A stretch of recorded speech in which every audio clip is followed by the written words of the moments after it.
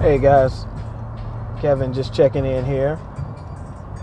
So I tried something a little different today, trying to make a little extra money as I drive for dollars and as I build my real estate brokerage and my real estate career.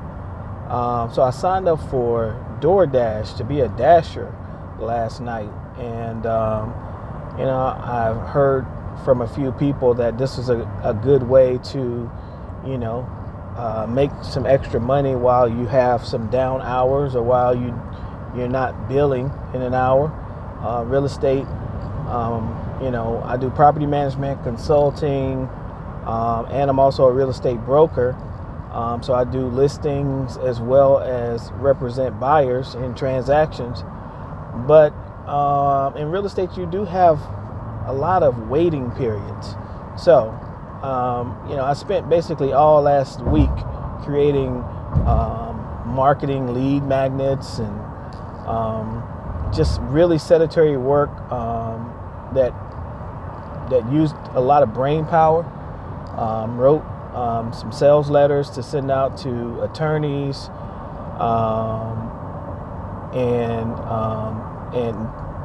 and potential leads that have properties that are in probate issues or something to do with a will.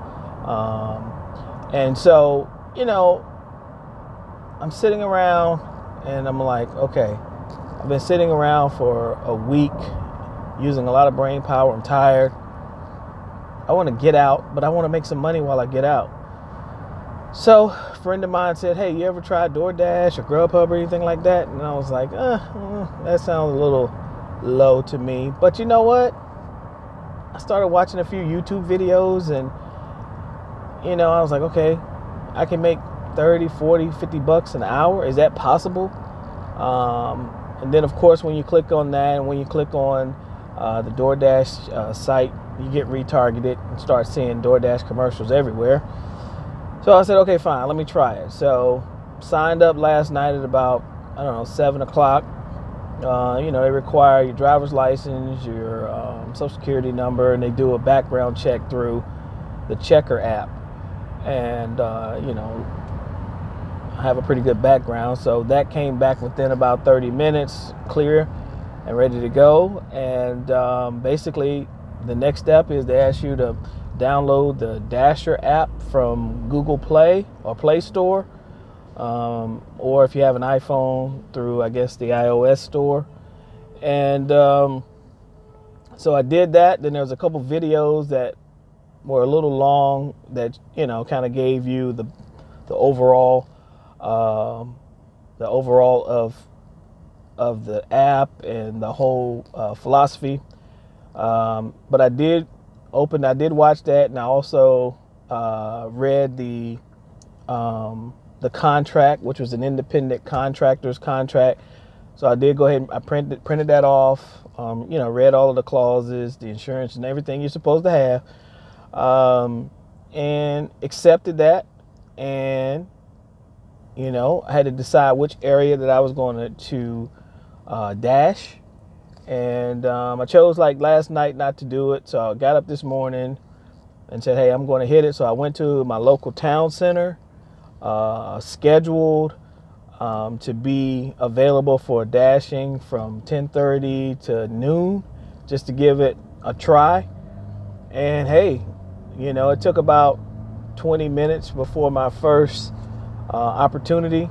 And I declined the first few because I did watch a few things on YouTube, and the ideal is to at least make $1 per mile, and that's back and forth, and not get caught up on a bunch of really low, cheap orders, fast food orders that don't make you any money. And so first order was out of Panda Express, $10 to go 5.3 miles. Which was 10.6 miles down and back, which was almost $1 a mile. It was a really good, easy transaction. Next was a Five Guys order that was $3.50, but it was only a mile away. And that actually was to someone who worked at Chick-fil-A. And once I hand delivered the order at Chick-fil-A, boom, got another order from Chick-fil-A, a $5 order that was 4 miles away. So I figured, okay, that was enough. That was an hour, and that made me $18.50 an hour. So, I mean, I could definitely see how, I could make $20 and up an hour doing this. So like they said, from 11 to probably 2, the rush hour for lunch, as well as the evening hours, 5:30 to 8:30, in locations, that have pretty high-end restaurants, and and look for orders that, are probably going to the nicer neighborhood. So I felt successful, and I'll probably do this a few hours a week and see what I can do. All right, hope this was helpful to others, and until the next time.